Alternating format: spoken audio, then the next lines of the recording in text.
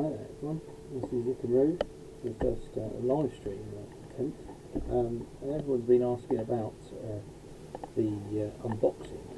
Hi there everyone, this is Ickham, the first live stream at Kent, so everyone's been asking about the unboxing. But I received from my dad's the first live stream at Kent, so everyone's been asking about stock in here, unboxing stock, so I'm not seeing the live stream at the moment. People could actually see the live stream, so everyone's been asking about stock in here, carry on stock, so I'm not seeing the live stream at the moment. People could actually see the live stream at the box, everyone's been asking about stock in here, carry on stock, so I'm not seeing the live stream at the moment. People could actually see the live stream at the box, everyone's been asking about carry on so we're seeing pictures of the box carry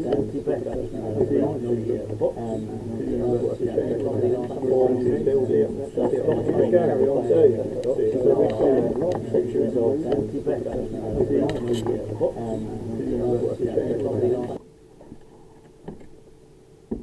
a few large of the trucks and some of the things, the train, the wind-up train that we told you about before.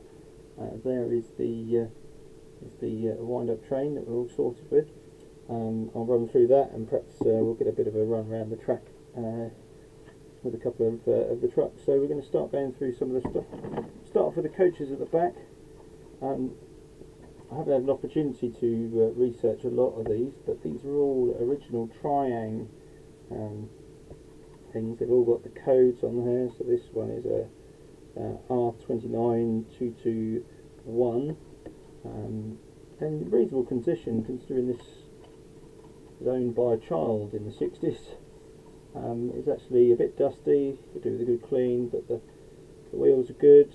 I'm not going to go through it all and actually tidy it all up, but that's the first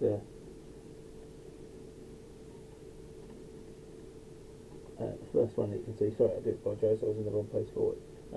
Anyway, so that was the first coach, so I'll put that back over on the track over here and just get it out of the way. And then we've got one of the... so we've got two of those, two different codes, same thing. This is a guard's van. It's got a little bit of damage on the windows there. Looks like some of the people, the person who owned it, did a little bit of melting by the looks of it. It looks like there's some form of I've got there, you can probably see it's some melting stuff on the actual trains, but on the coach, but still in very good condition considering it was 1960, late 60s, early 70s that these things were out originally. We're then going on to one of the Jane's Pullmans. So we're looking at this as a Triang with a number of R228. There was a range of them of different names, as you're probably aware. Lovely little thing, still slightly damaged in places, but very good in what's actually considering it's nearly 60 years old. Some of this stuff 50 odd years old, so I'll just shove that down over there. Carry on with over this side. So we've got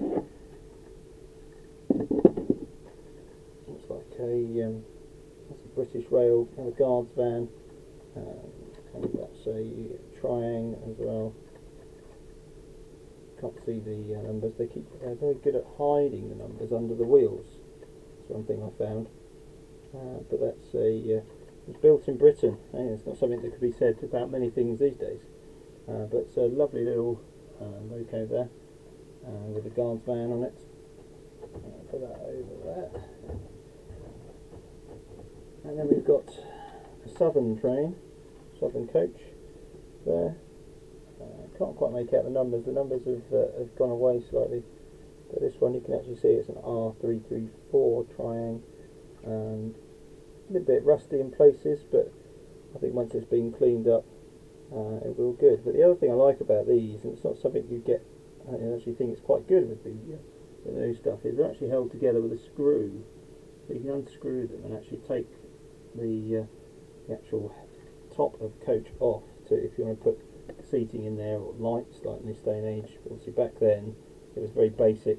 It went round a tiny little track with not a lot of modelling going on in those days, but really impressive sort of stuff. We've got another little train there, little tank engine. Same thing again, it's got screws that hold it together, so it's got a screw at the back of the train, and one down in the funnel as well to hold the front down. Absolutely awesome idea. It's all well hidden, and obviously the back you could disguise with some form of couplings or more of the pipe work and stuff that they normally have on them. But yeah, it's a very basic one. Haven't tested to see if it works as of yet, and it's been such a busy time recently that I haven't had an opportunity to. But it's another great one there. Onto the buildings. I love this with all the old traditional adverts and stuff. These things have got like a little paper shop there with a little door at the back, and the other one's actually got some advertising on it, and then you can get another small one there with some condensers for your TV. Yeah, absolutely brilliant little bits and pieces. I don't know how I'm going to be able to put these onto my layout. More of a modern, I go 5p that was when that was purchased. I don't think that would have been in 1960, as they'd have still been on old money by then. So we've got an old car as well in there. This is a Land Rover Safari. Looks like it could do with a bit of paintwork and everything else. Make it look a little bit better than what it actually is. But then you've got a few signals. Got one there, all wired up to use the mechanism.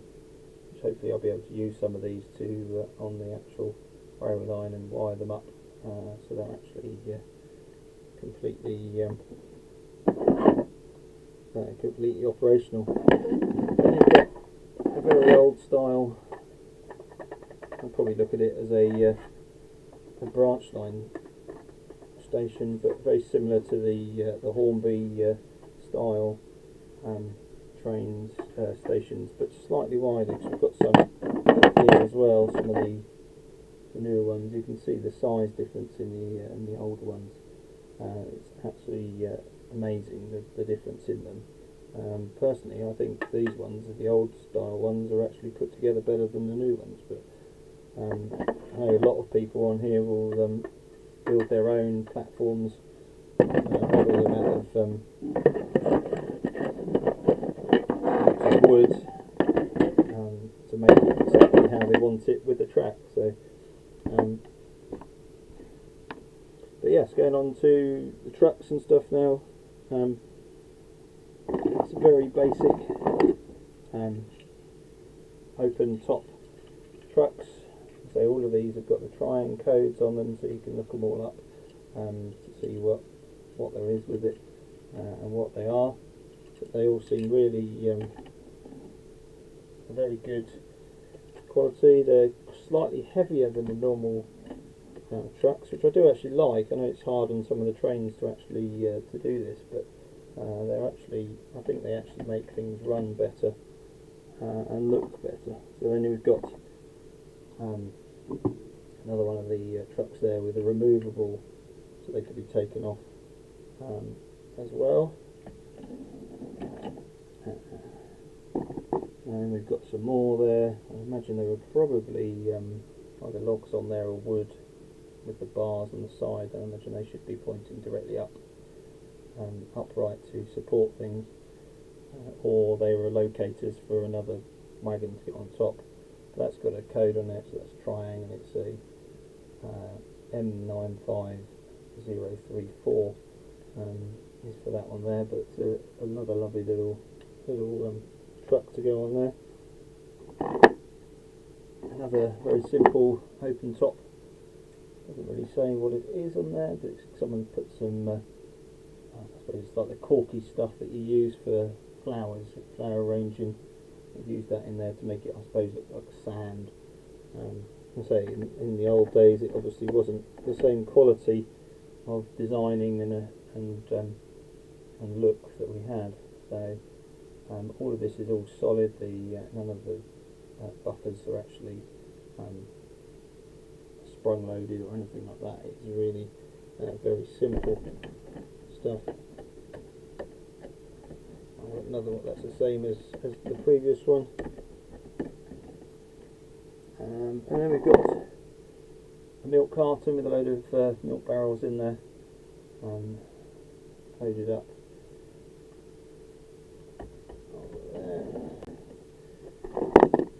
Classic Shell BP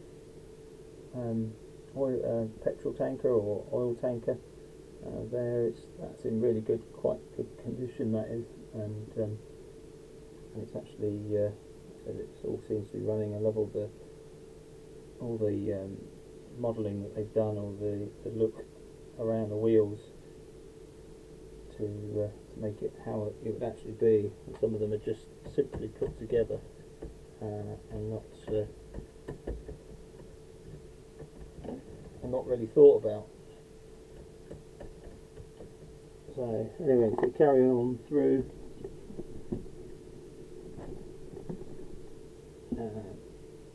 we have another open top wagon, very similar to the other ones. And there's one of the tops that would go on one of the other trucks that would just locate onto there, and then they could be then taken away, lifted off if need be. Sort of a design feature, I suppose. And then we've got another tanker, UD. I must admit I don't know exactly what the UD, whether it was something to do with dairy, I don't know, but if anyone does know, put it in the comments. It will be really handy to know what this is about and which one it is. It doesn't seem to be a triang code on this one, but still really a heavy piece of heavy truck, considering what it actually is. So there's a few more there. So there's another one there, and then we've got a couple of brake vans that are in there, very standard. Trying, but same as Hornby, very standard things. I remember having one of these as a child. On my layout. There's a cattle truck as well, put the animals in for movement. And a couple of looks like some sort of ballast ones. Part of it's missing, I think, from that one. The ends there's come off, and it should have a top over it, I would have thought. But it looks like some sort of ballast holding truck.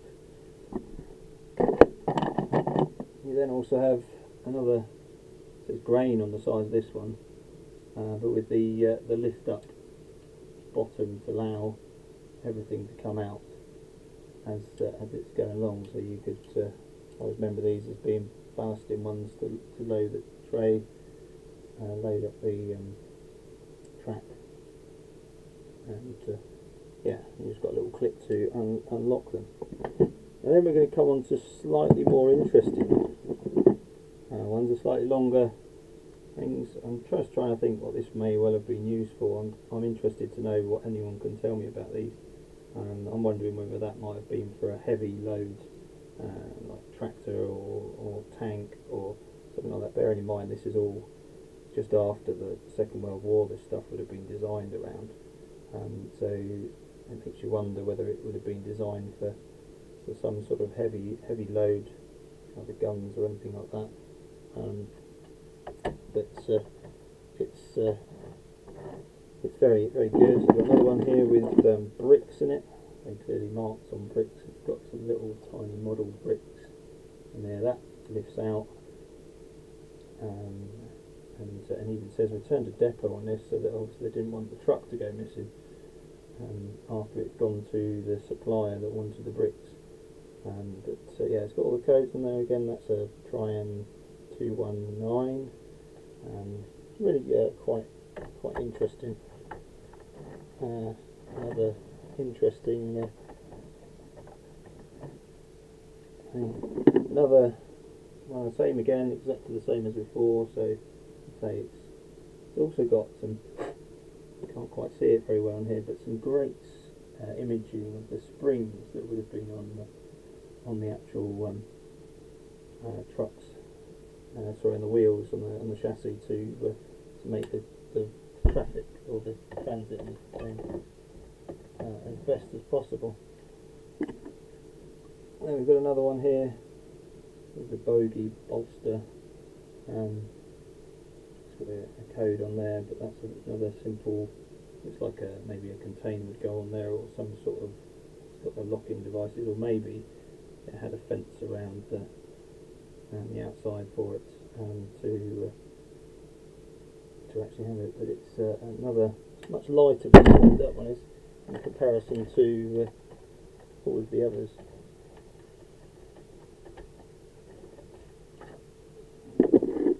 And then we go on to a car carrier. This is a 6 car. I did manage to look up this one. It's got a 6 car for it, and its section does lift out at the bottom there, which would come up, so you could load on the second level of cars, and then that would then drop down. Obviously hydraulic, I'm sure, in the real thing, but in this there doesn't seem to be any mechanism to lift it other than tipping it upside down. And it comes with locating ramps to load them with. So it's quite useful for, you can actually put it up as a next to the station where you're loading cars or things like that. Cars, maybe small trucks, but yeah, you could drive them up onto there, or certainly image it. One thing I have noticed with this particular one and a couple of the others, of the larger ones, is that the wheels are very loose. They seem to come out very easily from the actual thing.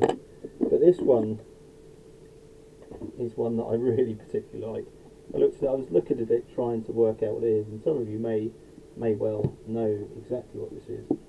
But this is sort of 60s. You think of what's happening around in the late 60s.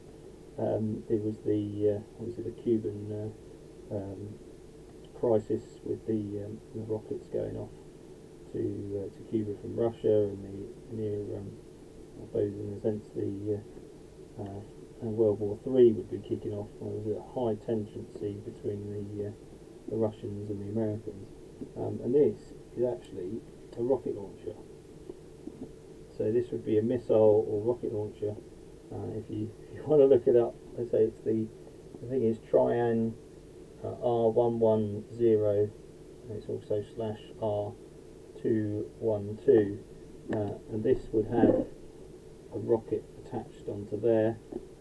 The winding mechanism would wind it up and down so to get the altitude right, or the angle right, and then there was a trigger at the bottom which would then fire the rocket. Unfortunately, there is no rocket in here, because I think that would be awesome to have and set up, and I'm quite looking forward to putting this on the track, even though it wouldn't necessarily fit with the era, I suppose, of what I was looking at. But it is just something that's really cool. I think if I can actually sort of make one, possibly an actual rocket that they didn't look too, or in the old days things were made very simply and not too great standard as things are today. But yeah, I certainly do like the fact of having it, and the fact that it's a sprung-loaded, proper old-fashioned mechanism to fire it. Absolutely brilliant thing. I was absolutely amazed at this when I saw it, and absolutely love it. I think it's a great thing to have, something completely different, and yes, it's not exactly what would fit on most layouts, but even if you had it as a showpiece, which I'm not one of those people that actually collect things to keep, collect things or buy things to actually to use. So it's much better. Anyway, so I'll go back to the wind-up train now. It's coming up towards the end of it all, and then we'll try and fill it up. But it's an old-fashioned clockwork wind-up. The only thing that's missing from it is should be a little lever coming out the top, and that lever is inside the cab, but the lever would come out the top, and you could push it into the stop position. So if you wanted to stop it on the track, you could just flick it over, and that would be the end of it. But as I say, I've just wound it up. You can see it whizzing along. Certainly hear it anyway, going along, and I will shove it on the track in a minute and give it a run round with a few of the trucks that came with it, just to make it look like it. I'll leave that there to wind away. But to give you an idea of what they're like, there's actually 3 others that I've got as well, but that's one without the cover on it. So it's a very simple thing that you've got the winding key there. You wind that round. You can see the mechanism going round. That would wind up the spring, which is here. And there's 1, 2, 3, 4, 5, 6, 7, 8, 9, 10, 11, probably 12. It's very difficult to tell, but probably 12 lots of it. And then it would then transfer as the spring or the coil was unwinding itself. That obviously then gets driven through the cogs onto the drive wheel. I say I've got 3 of these in various conditions. There's another one there missing the wheels, but I'm sure we can source some of those as well. But it's okay, you can see that one working there with the actual mechanism. So if I put it down a bit, the mechanism actually moving.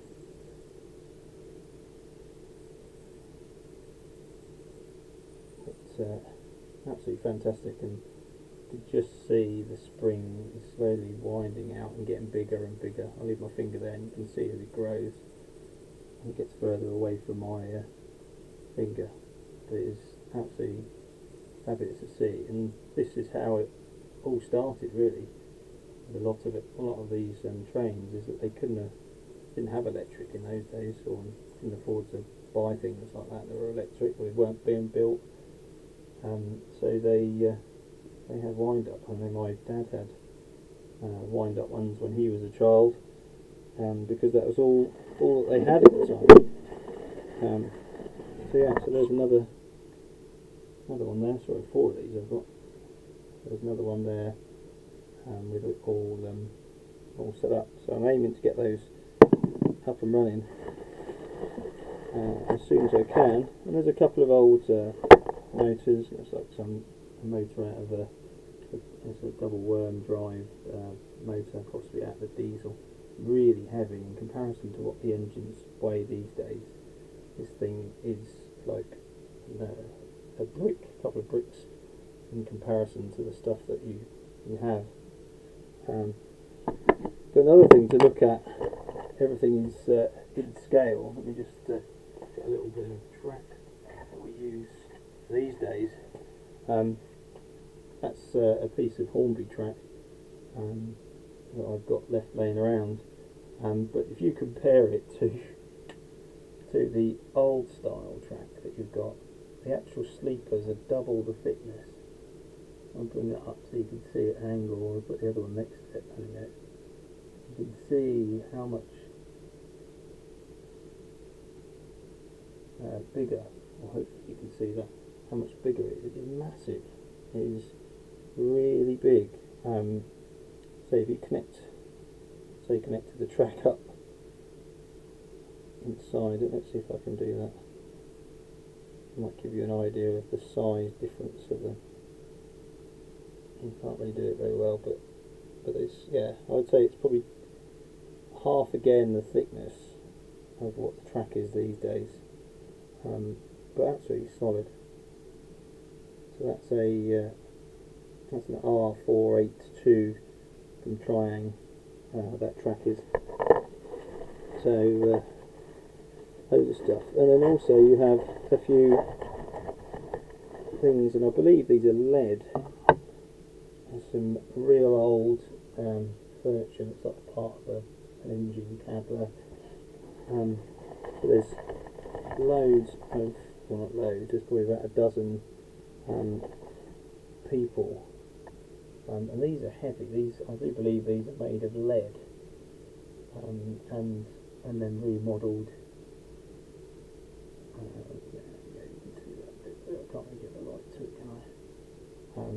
And remodelled on there. So there's a couple of station lamps, and size I don't think was their forte, because when you look at the size of the lamps in comparison to the people are near enough the same size as the lamp, which is that one's feels like a plastic one, but yeah, definitely, and that's a guard there waving his flag. That's heavy, that's lead as well, I would say. Obviously not what we'd use these days. We've got a couple of others there that need decorating as well, and ones that they've got round to doing. Another one there with his suitcases. Looks like he's probably either off to work on the railway or, yeah, looks like a bit of a guard or someone who'll be on the platform. But some amazing things, as I say, mostly made out of lead.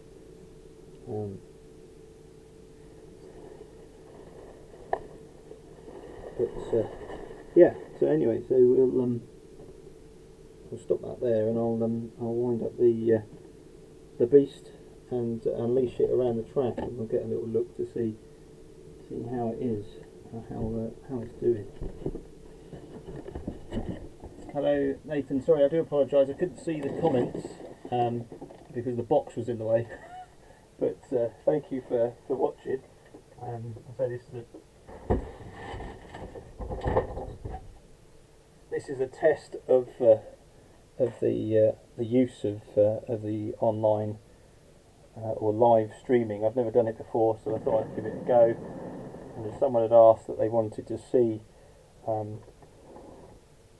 the unboxing in one of the comments that I had previously when I mentioned it, which was quite a while ago, which I do apologise for the fact that with my dad passing away and a lot of other stuff going on related to that, and I haven't stopped working through the whole of this period, so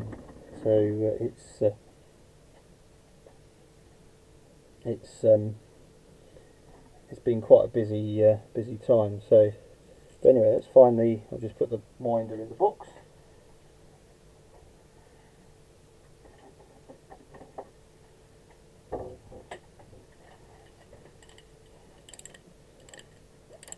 So anyway, we're back with the train. I'm just winding it up, and we'll see how it goes. So we're connected up to a couple of the coaches. Oh, let's see how it goes in sound quality. As you can see, that is going along quite well, that is. You may see it there. It will then come over up the hill, hopefully, if it works.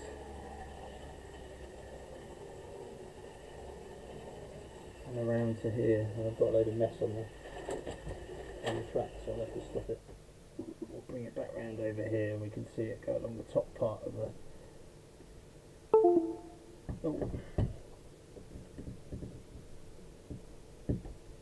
Well, I think I may have run out of power.